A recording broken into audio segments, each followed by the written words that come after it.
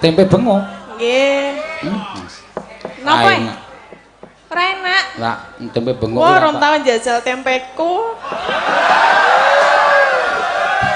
Tempene mambu. Kowe kon bayar 7.000. Alah, ngono wae tanduke kok le ngomong mambu. Nek ora tanduke wong tok congol-congolke kok. Ya ora wae. Enggak to, Pak, didahar to, enggak to.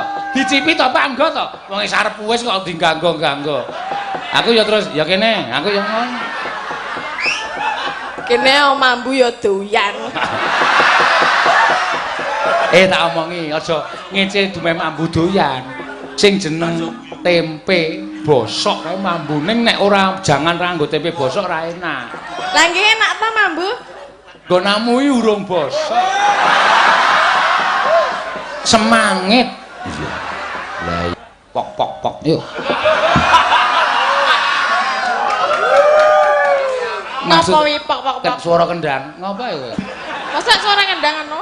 Nek kendang tak tungdang iki. nek hawa adem kendangane iki mlempem tak omongi. Tok ngono. Pakune modho.